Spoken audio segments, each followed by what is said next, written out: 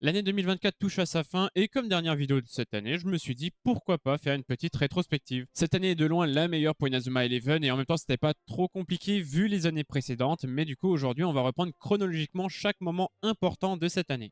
Mais avant de plonger dans cette année exceptionnelle, il faut tout de même remonter en 2023 car une annonce très importante a marqué le début de cette année. Cette annonce nous a été faite lors du Level 5 Vision 2 qui a eu lieu le 29 novembre 2023. Durant cette conférence, nous avons eu le droit à deux nouvelles vidéos. La première, c'est la réunion stratégique et la deuxième, c'est le PV4. C'est le PV4 qui nous intéresse particulièrement car il officialisait le report de Victory Road à 2024. Bon, après coup, on sait ce qui va se passer, mais je vais revenir sur ce point au moment voulu. Ce report a été un coup dur, mais il a été atténué par une très bonne nouvelle, l'annonce du lancement d'une bêta en mars 2024. À ce moment-là, cette bêta était annoncée uniquement sur Nintendo Switch et nous n'avions pas encore plus de détails à son sujet. Ah oui, et petite précision aussi marrante, c'est que tout ce que j'ai parlé, ou la plupart des choses que j'ai parlé de cette vidéo, j'avais fait une vidéo dessus à l'époque quand l'annonce était sortie. Donc si vous voulez aller les voir, le lien est en description. Comme ça, vous pourrez voir mes réactions à chaud, mais aussi mes théories qui sont finalement des théories fumeuses. Mais si vous voulez aller un peu vous marrer, le lien en description et n'hésitez pas à aller les voir. Bref, ces deux vidéos nous ont apporté des nouveautés concernant le gameplay, mais après le Level 5 Vision 2, nous sommes entrés dans une toute nouvelle période pour les informations liées à Inazuma Eleven grâce aux fameuses réunions des ambassadeurs. Pour expliquer rapidement, les ambassadeurs sont des créateurs de contenu japonais spécialisés dans Inazuma Eleven invités à participer à des réunions avec les développeurs du jeu. À la fin de ces réunions, ils étaient autorisés à divulguer toutes les informations partagées. Et entre le Level 5 Vision 2 et le lancement de la bêta en mars, nous avons eu énormément d'informations grâce à ces réunions. La première réunion marquante a eu lieu le 1er décembre 2023. Lors de cette réunion, nous avons appris que Victory Road sortirait également sur Steam, donc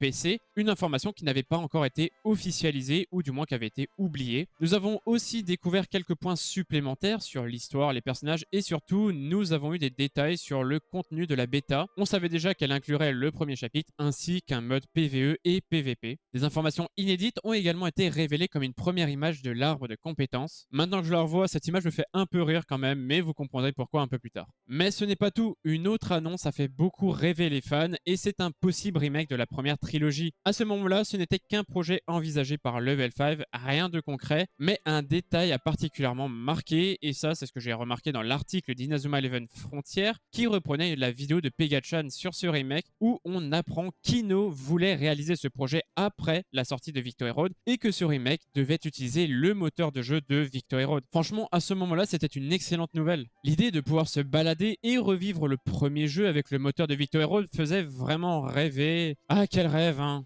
Après cette réunion, il n'y a pas eu plus d'informations particulièrement importantes jusqu'en 2024 et c'est là que tout commence vraiment. Avec l'arrivée de 2024, Level 5 continue de maintenir la hype avant même le lancement de la bêta en mars.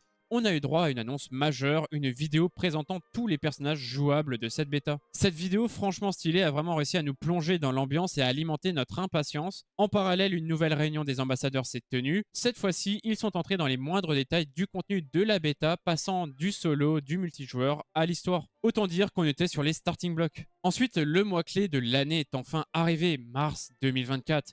Avec des annonces à gogo et une attente qui montait crescendo. Tout commence avec un petit tweet de Ino. Oui, juste le logo de la bêta, mais en vrai, ce tweet est quand même assez marrant parce que ça prouvait à quel point on était comme des fous. Vraiment, à chaque fois que Ino mettait un tweet sur Twitter, on était en mode oh ça y est, la bêta est lancée. Alors que au final, quand on lisait le tweet, c'était complètement inutile à vrai dire, mais ça montrait vraiment à quel point on était sur les starting blocks et qu'on attendait qu'une chose, la bêta. Et ça, ils nous l'ont fait plusieurs fois des feintes.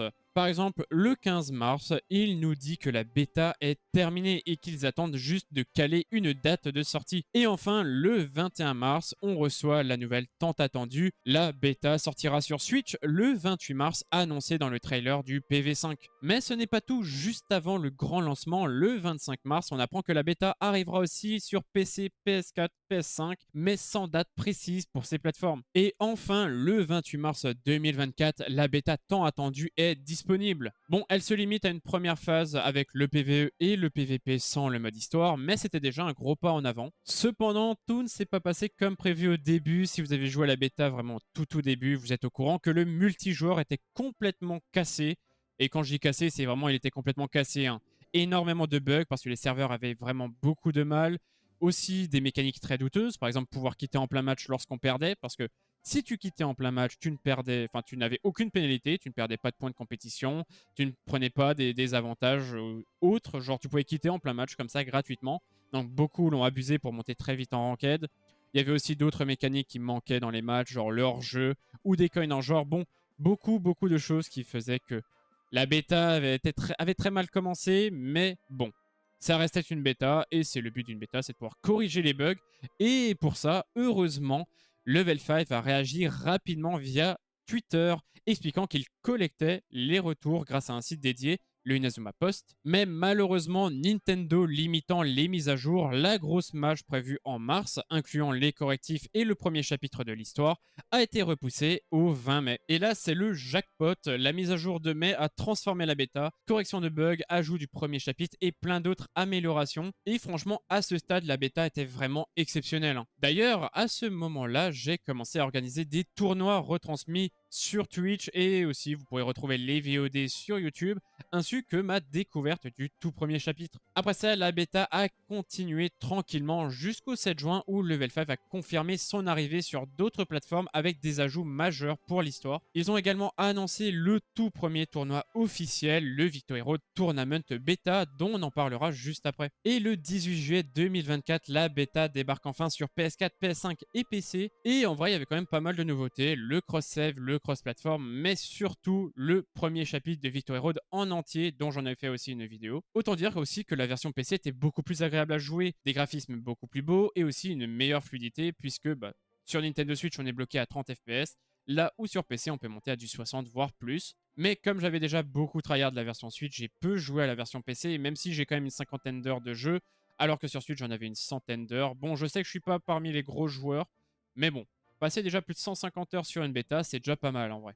Et continuons en août où ça c'était vraiment le mois du Victory Road Tournament parce que durant ce mois on a eu les phases préliminaires du tournoi officiel et aussi on a eu la grande finale qui s'est déroulée en présentiel au Japon le 1er septembre. Durant cette finale on a vu des bons matchs mais on a aussi eu des annonces qui étaient un peu décevantes à vrai dire. Parmi elles, un double film prévu pour le 27 décembre au Japon uniquement, des animations de la saison 1 de 2008 combinées à des cinématiques du chapitre 1 et 2 de Victory Road. Et aussi, on a appris que le Level 5 Vision de 2024, initialement reporté, se tiendra le 24 septembre. Et c'est là que tout devient très intéressant. Lors du Level 5 Vision, le trailer PV7 a révélé plein de nouveautés. Plus de personnages jouables, un arbre de compétences enfin dévoilé, la création des personnages et surtout la date de sortie officielle du jeu qui est pour juin 2025. Et oui, il ne reste plus que 6 mois lors de la sortie de cette vidéo avant de pouvoir enfin, en espérant qu'il n'y ait pas de report, mais avant la sortie officielle de Victory Road. Mais ce n'est pas tout, une autre grosse surprise a été annoncée, un remake d'Inazuma Eleven 1 intitulé Inazuma Eleven Re. Alors honnêtement, je ne suis pas du tout fan de ce que j'ai vu. Je n'ai jamais sorti de vidéo sur Inazuma Eleven Re parce que à chaque fois je n'arrivais pas à faire la vidéo. Il n'y avait rien à dire en vrai, ou du moins rien d'intéressant. La vidéo aurait duré 3 minutes, mais c'était juste moi qui râlais. Parce qu'en fait, je suis extrêmement déçu, à vrai dire, d'Inazuma Eleven Re. Ils avaient dit, comme je l'ai énoncé plus tôt dans cette vidéo, ils avaient dit qu'ils aimeraient utiliser le système de Victory Road, les graphismes de Victory Road et aussi le système de match de Victory Road, ce qui aurait été complètement logique et même la meilleure idée selon moi. Parce que là, en fait, ils veulent refaire complètement un nouveau moteur de jeu. Et le moteur de jeu, c'est le truc le plus long. C'est ce qui leur avait pris énormément de temps pour Victory Road. Ils veulent refaire un nouveau système de match. Certes, ils veulent l'intégrer déjà dans Victory Road, mais refaire un nouveau système de match, c'est le truc qui a pris énormément de temps pour Victory Road. Donc je ne comprends pas pourquoi ils veulent refaire un nouveau moteur de jeu, alors que dans Victory Road, on a tous les modèles des personnages 3D, puisque on va pouvoir réaffronter toutes les équipes qu'on a pu avoir dans la licence Inazuma Eleven dans le mode Chronicle. On aura aussi sûrement la plupart des techniques de la saison 1, parce qu'elles ont été repompées et reprises dans quasiment tous les jeux Inazuma Eleven. Donc on aura la plupart des techniques de la saison 1. Et au niveau des modèles 3D des bâtiments, bon, je pense qu'ils en ont quand même déjà pas mal, ou du moins les plus importants. Donc bref, on verra bien ce que ça va donner. Je ne suis pas très client actuellement de Inazuma Eleven Re. La sortie est prévue pour 2026, mais sincèrement, je pense que ça va plutôt être 2027, voire 2028, c'est peut-être un peu trop, mais bon, 2027 pour moi, je planche vers cette date. Mais j'attends énormément de nouvelles annonces et j'attends vraiment d'être impressionné par les futures annonces d'Inazuma Eleven Re. Et enfin, pour terminer, on a eu le droit au Tokyo Game Show. Et durant ce Tokyo Game Show, on a pu voir le mode Commander qui a été montré en action, confirmant aussi les informations que Level 5 nous avait données lors du Level 5 Vision. Et enfin, une date quand même assez importante, c'est que le 31 septembre, le online de la bêta sur Switch a été fermé, sûrement comme prévu dans l'accord avec Nintendo. Et voilà pour cette rétrospective de 2024. Bon, comme dit en début de vidéo, c'était une excellente année pour Inazuma Eleven quand même. Déjà, le point le plus important, c'est qu'on a eu la bêta de Victory Road. Mais même en plus de ça, on a eu beaucoup d'annonces, beaucoup d'informations, beaucoup de trailers pour Inazuma Eleven Victory Road.